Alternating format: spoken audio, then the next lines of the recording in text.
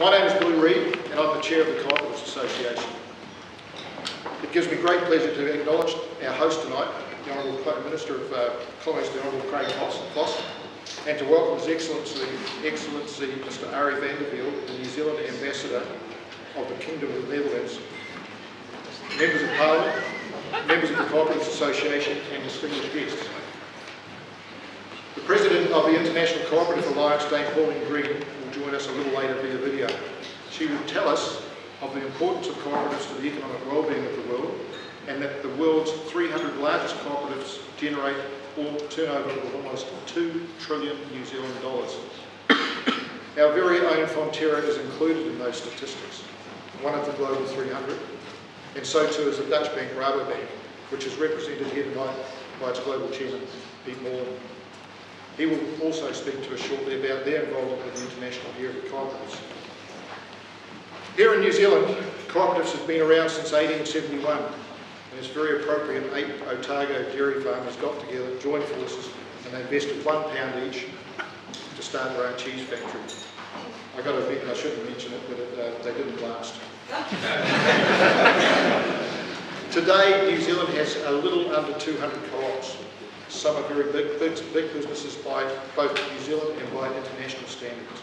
Foremost amongst them, of course, is the Fonterra Cooperative Group, New Zealand's only true multinational enterprise and the world's largest dairy exporter. Foodstuffs with Pack and Save and New World brands and the farmer-owned meat processing companies, Alliance Group and Silverfern Farms, are also large business operations that are ranked among the world's 300 largest cooperatives. Others can be quite small and may be found in a wide variety of sectors such as credit unions, insurance, retailing, taxi companies, and some of them even repair vehicles. The scale and diversity of New Zealand's cooperative sector means that they play a key role in the daily lives of a significant number of New Zealanders. Cooperatives also make a strong contribution to the government's economic objectives. Compared to other countries, cooperatives and mutual are a relatively large part of the New Zealand economy, almost 10% of New Zealand's top 200 companies. New Zealanders have embraced the cooperative model, one where members own and control their own businesses. The cooperative ethos seems to suit the New Zealand psyche in many ways. The notion of self-help, cooperating and sharing of profits is particularly strong in our rural areas, where many of our farmers and townsfolk belong to sometimes 4 or even 5 cooperatives.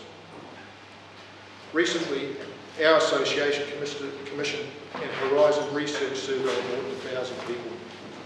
Among the detail, it was reinforced as the level of importance that New Zealanders place on the business values of honesty, integrity and high ethical standards, which are core pillars of cooperative enterprise.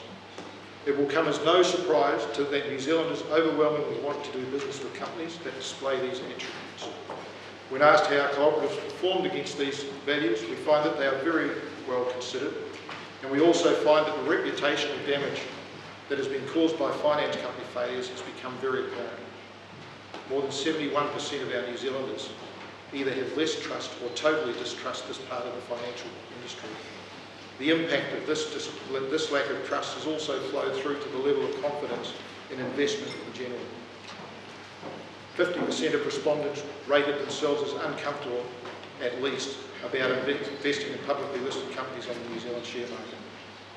Cooperatives, on the other hand, are seen as typically putting long-term gain and business stability ahead of short-term profits. This has helped our cooperatives through some difficult financial times relatively unscathed compared to many investor-driven companies. But the word is not getting out there. Cooperatives have typically shied away from profile raising. Cooperatives often don't perceive the need to communicate their successes any wider than their own membership, meaning the wider community remains uninformed and perhaps also missing the opportunity to be involved.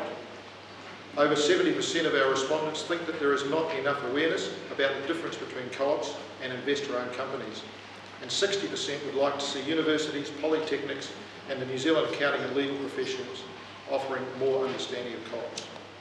Both consumers and producers are looking for entities they can trust and where they can be confident of being treated well. The International Year of Co-ops is a unique opportunity to raise awareness of the cooperative business model, and this function tonight joins New Zealand with people in many nations around the world who are also celebrating cooperative and mutual enterprise. For us, it's an opportunity to work with government and professional groups to facilitate an environment which supports the cooperative and mutual way of doing business in New Zealand.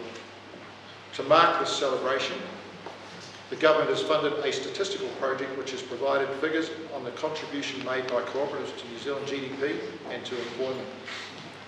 From this research, we see that 3% of GDP comes from the cooperative sector, and the top 40 New Zealand cooperatives employ around 50,000 people between them. Our own research indicates that this top 40 had a combined turnover of more than $39 billion in the 2010-2011 year, an increase of over 10% on the previous year.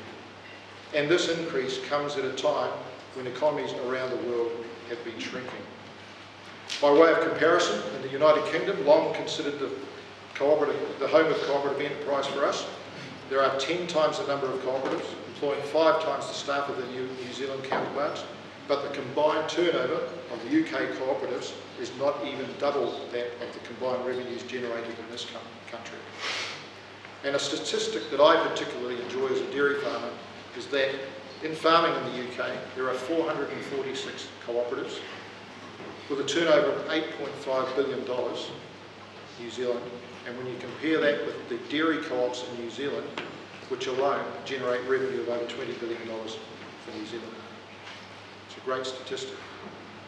While many New Zealanders are pragmatic and business focused in the way we embrace cooperatives, less developed countries also use the same self-help cooperative philosophy to introduce sustainable food, agriculture, education and housing programs to help raise living standards. There are some wonderful examples in developing countries where the cooperative model has proven to be enormously successful in achieving positive economic and social development. The cooperative model is one that can and does suit financial and social objectives around the world. It's a model I'm very proud to be a part of, a model that has stood the test of time and one that evolves with a changing world. It's a model that is deserving of the recognition that the United Nations International Year of the Co-op confers upon it. And it's my belief that it's time for cooperatives and mutuals to be taken seriously. That's my formal address. Can I just say in the most relaxed way I possibly can, what a wonderful turnout. We have never in the history of this country and the cooperatives in this country got people together in this way. After this function here, there is a dinner for cooperative leaders will be taking place in Te Papa. There is, I think, something like 60 people attending that dinner. Just for your information, there will be buses waiting on the forecourt at 7:30 for those that are going there. But when I say, I know Ramsey, our executive director over there, and we've got a couple of people, other people working for us. It does our heart good to see you all here, and I thank you very much.